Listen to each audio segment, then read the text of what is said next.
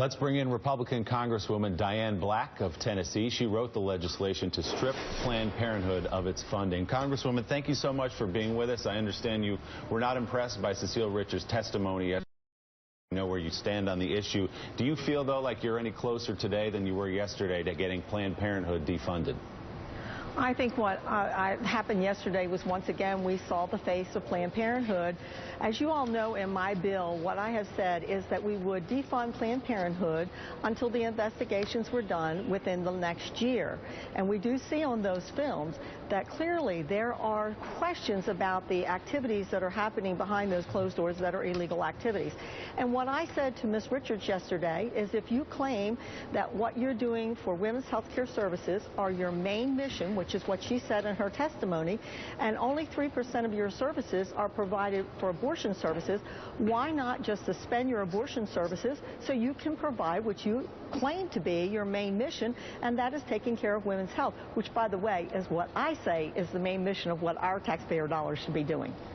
Congresswoman, this is Jonathan Capehart.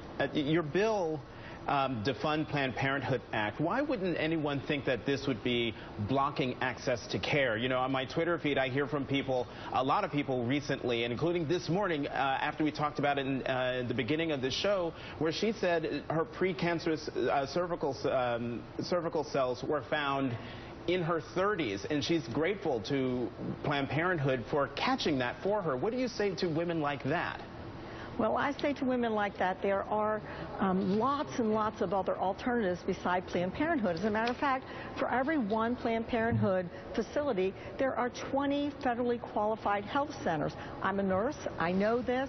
I've worked in this field for a long time, and Planned Parenthood is trying to put a message out there that, oh my goodness, if they went away, that all these women would not have care provided, and that is not true at all. As a matter of fact, my bill even provides that we would add an additional $235 million to the that can then be given to all of these other clinics that are providing these services, which, by the way, are services that are even more broad and beyond what's being provided at Planned Parenthood. Congresswoman Amy Holmes here. Help viewers understand how Planned Parenthood is actually getting taxpayer money.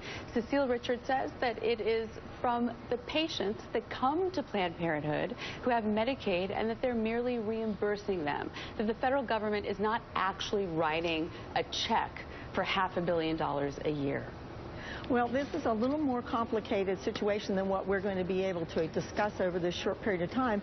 But Planned Parenthood receives their money from a number of pots. There are 5 of those. There's Title X dollars, there are grant dollars, there are Medicaid dollars, as you have represented. And those dollars do come to them in various forms. One of the things that I want to point you all to is to take a look at the GAO report, the Government Accountability Report, that came out earlier this year. That in that report does talk about how it's very difficult to say how they're getting their money and how they're expending their money. As a matter of fact, American taxpayer dollars are going overseas to Planned Parenthood affiliates over in other countries.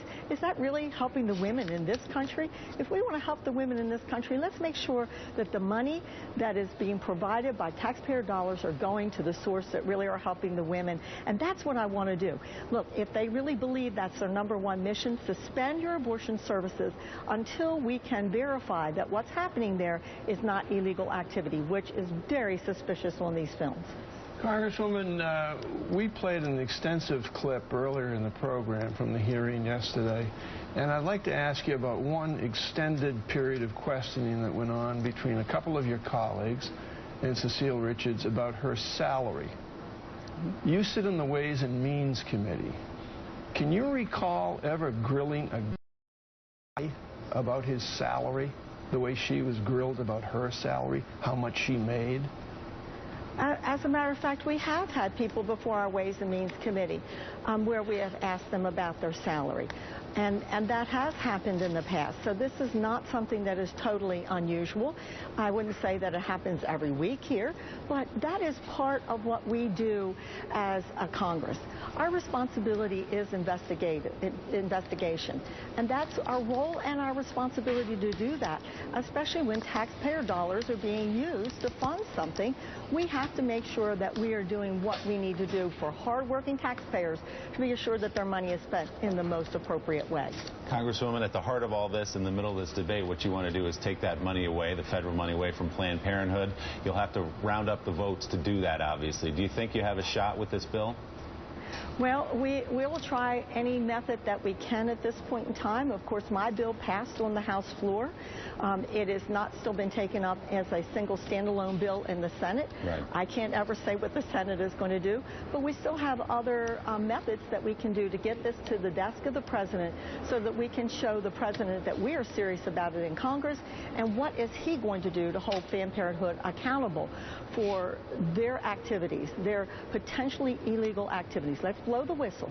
Let's look at these films and let's make sure that we get the information correct. And in the meantime, Planned Parenthood has the decision to make. Do they want to fund 97% of what they say their services are to provide preventative care to women, or do they want to provide the 3% of abortions? I think that's their decision to make. Congresswoman Diane Black of Tennessee, we really appreciate your time this morning. Thanks for being with us. Thank you.